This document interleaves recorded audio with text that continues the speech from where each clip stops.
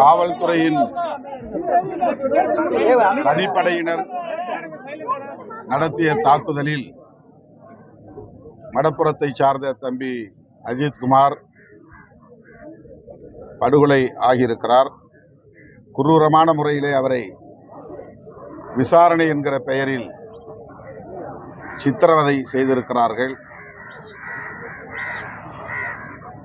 மிக வன்மையான கண்டனத்தை விடுதலை சிறுத்தைகள் கட்சி தெரிவிக்கிறது. தொடர்புடைய 5 பேர் கைது செய்யப்பட்டிருக்கிறார்கள் என்பது ஆறுதல் அளிக்கிறது. என்றாலும் இது ஆறா துயரம்.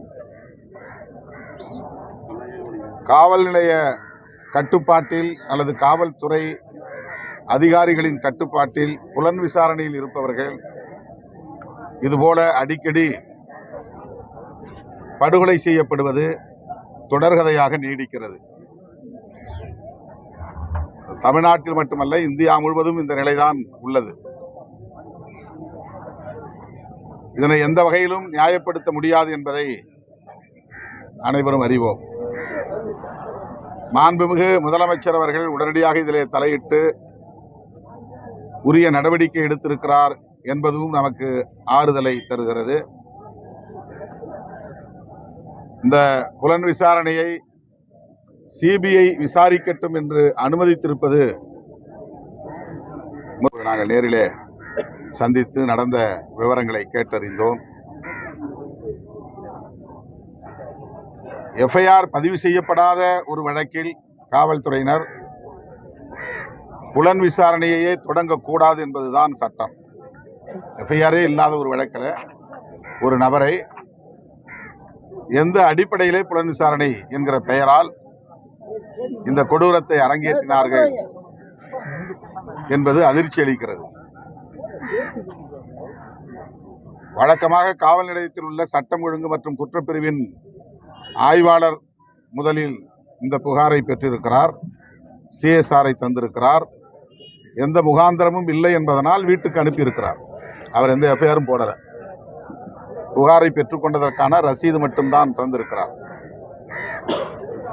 அதன் பிறகு டிஎஸ்பி தலைமையிலான தனிப்படையினர் எந்த அடிப்படையிலே இந்த வழக்கை புலன் விசாரணைக்கு எடுத்துக்கொண்டார்கள்?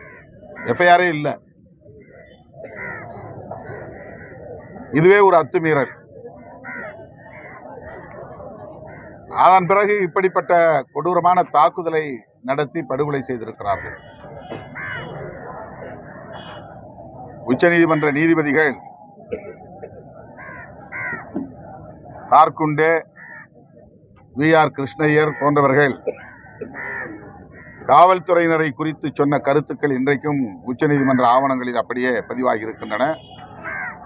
காவல்துறையினர் சட்டப்பூர்வமாக அங்கீகரிக்கப்பட்ட ரவுடிகள் என்று பதிவு செய்திருக்கிறார்கள். இது திருமாவளவன் சொல்லுகிற கருத்தல்ல, உச்சநீதிமன்ற நீதிபதிகளே சொல்லியிருக்கிறார்கள். அந்த அளவுக்கு தேசிய அளவில் காவல்துறையினரின் அதிகார ஆணவம் என்பது அவ்வப்போது வெளிப்பட்டிருக்கிறது. அவர்களை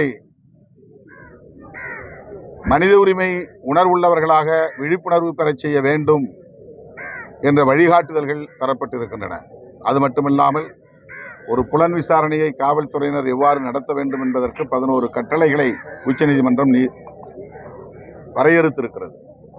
விசாரிக்கக்கூடியவர்கள் யார் என்கிற அடையாளத்தோடு யூனிஃபார்ம் இருக்கணும், அவங்க பெயர் இருக்கணும், என்ன வழக்குக்காக விசாரிக்கிறோம் என்கிற தகவலை சொல்லணும் போன்ற 11 கட்டளைகள் பிறப்பித்திருக்கிறார்கள்.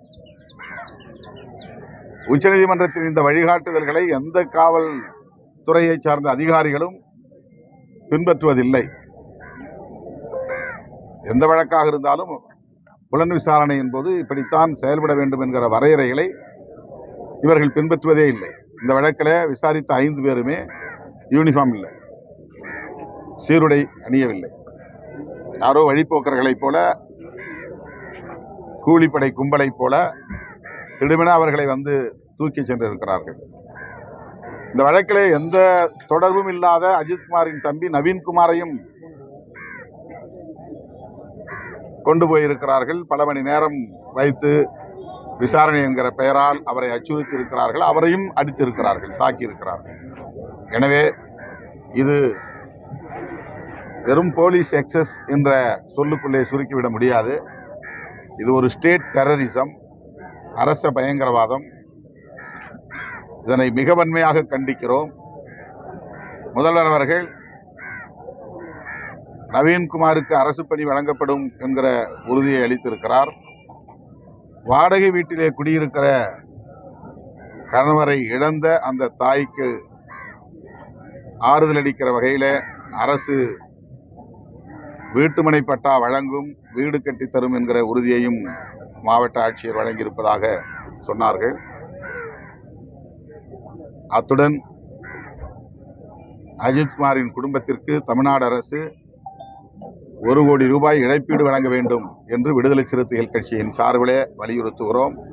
எத்தனை கோடிகளை கொடுத்தாலும் ஒரு உயிரை மீட்க முடியாது. ஆகவே அரசு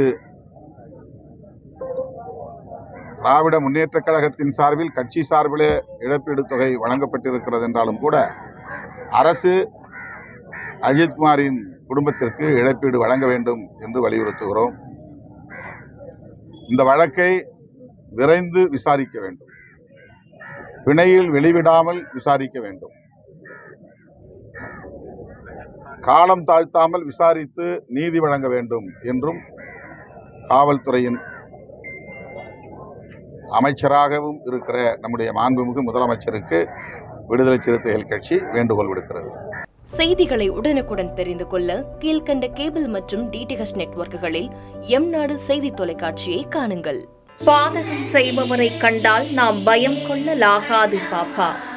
மோதி மிதித்து விடு பாப்பா, அவர் முகத்தில் உமிழ்ந்து விடு பாப்பா. அண்மை செய்திகளை உடனுக்குடன் தெரிந்து கொள்ள இணைந்திருங்கள் எம்நாடு தொலைக்காட்சியுடன்.